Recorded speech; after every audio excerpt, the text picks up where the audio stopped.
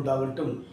நேற்று நாம் தியானித்த வண்ணமாக உடன்படிக்கையை நிலைக்கின்ற தேவனாக நம் தேவன் இருக்கிறார்.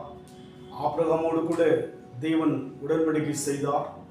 நான் உன்னை ஆசீர்வதிக்கவே ஆசீர்வதித்து உன் சந்ததியை பெருக பண்ணி சொல்லி, அப்படியாக ஆபிரகாம் அவன் மகனாகிய ஈசாக்கு, ஈசாக்கின் மகனாகிய யாக்கோபு, யாக்கோபின் மகன்களாகிய யோசேப்பு, இவர் எல்லாருக்கும் உடன்படிக்கை செய்த வண்ணமாக காலங்கள் வருஷங்கள் கடந்து போகிறது.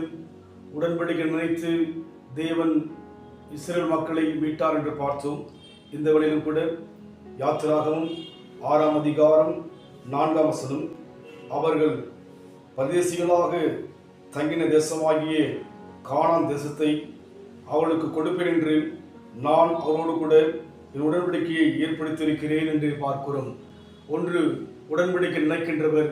இரண்டாவது, நம்மோடு கூட உடன்படிக்கையை ஏற்படுத்துகிற தேவனாக இருக்கிறார். காரணம், காணக்கூடாத தேவன், இந்த உலகத்தை உண்டாக்கின தேவனை அவரால் உருவாக்கப்பட்ட மனிதன் பார்க்கவே முடியாது.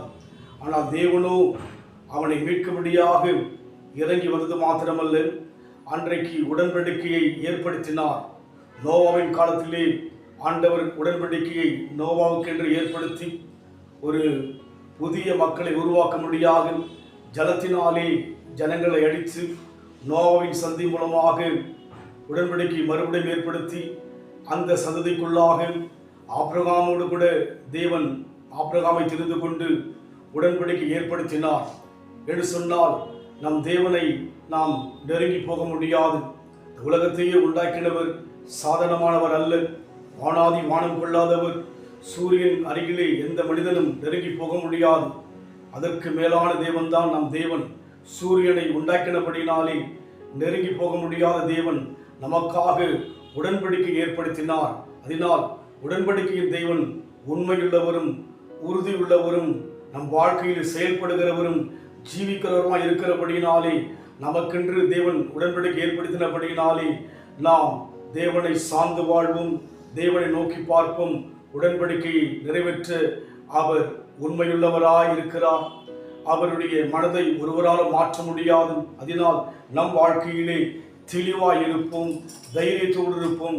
கர்த்தருடைய உடன்படிக்கை, கர்த்தருடைய வாக்குத்தத்தம் ஒரு நாளிலே நிறைவேறும். அதனால் நம் வாழ்விலே எப்பேற்பட்ட பாதை இருந்தாலும் கூட கர்த்தர் நம் வாழ்க்கையிலே அவர் சொன்ன உடன்படிக்கையை நிறைவேற்றுகிற வல்லவராய் இருக்கிறார்.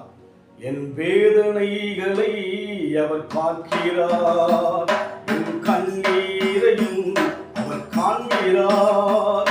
என் வேதனைகளை அவர் பார்க்கிறார், என் கண்ணீரையும் அவர் காண்கிறார்.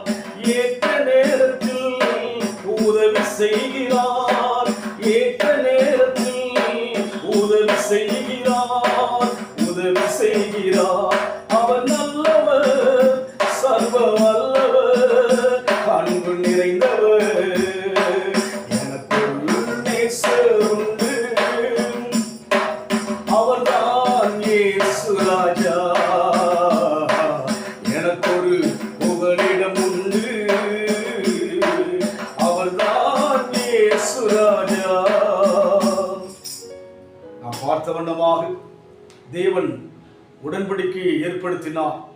அன்றைக்கு ஆபிரகாம் தனித்தவனாக அவனுடைய வாழ்விலே ஒருவரும் இல்லாத போது அவனோடு கூட உடன்படிக்கை ஏற்படுத்தி உடன்படிக்கை நினைத்து உடன்படிக்கை செயல்மூலமாக ஆண்டவர் அவனுக்கு வேண்டிய நன்மைகளை கொடுத்தது போல, அன்பின் ஆண்டவரே, எங்களை உடன்படிக்கை மூலமாக நினைக்கின்றவரும் எங்களுக்காக உடன்படிக்கை ஏற்படுத்தினபடினால் உமக்கு நன்றி கர்த்தாவே.